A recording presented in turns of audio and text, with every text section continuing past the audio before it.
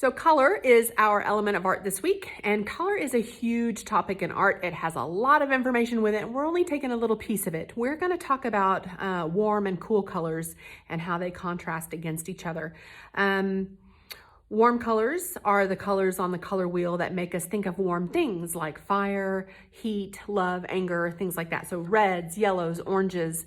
Cool colors are the colors that make us think of cool things like water, grass, shade. So we've got the blues and greens, purples, things like that.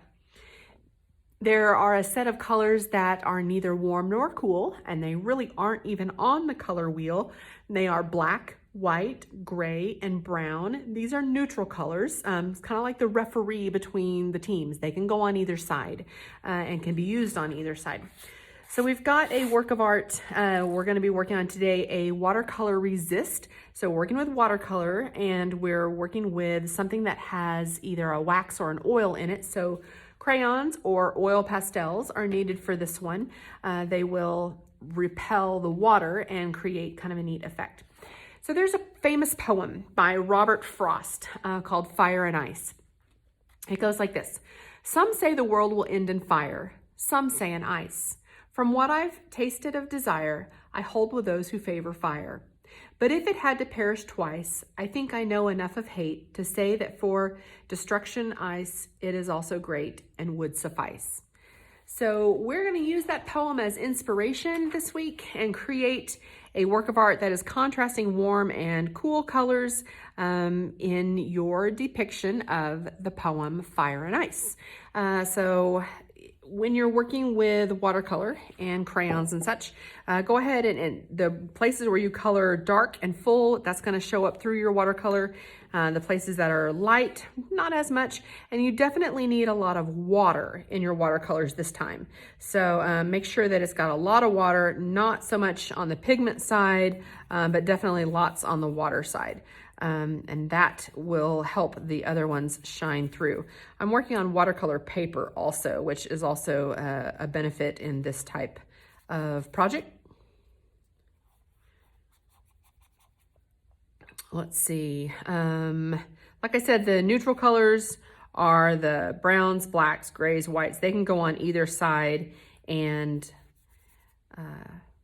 don't have to stay. They can be used on both. You know, they don't have to stay on one side or the other like the warm and cool colors. Keep in mind, if you're working with wet on wet, then you've got a place where it's wet to begin with, and then you can go in and touch in your color and it will spread a little bit easier. Let's see. So it doesn't have to be just repeating the colors that you've already put in place. You know, you can go in with other colors to add some other elements to it. But anywhere where you've got those colors already in watercolor, in the oil pastels or the crayons, like I used some white on this, and so you can kind of see it now. I used white on the hand also, and now it's easier to see. So just getting some of this brick wall in.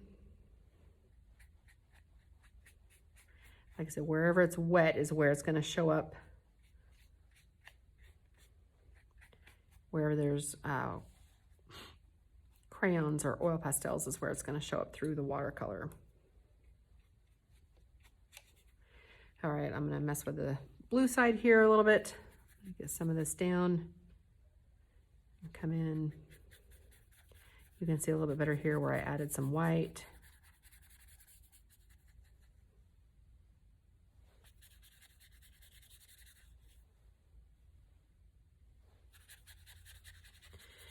Just have fun with it, you know, explore. It tends to be one of the messier ones, and that's really okay.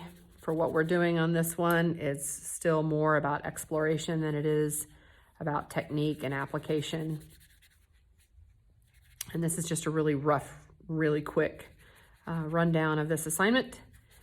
You know, take your time and create something neat. Kind of fun to see.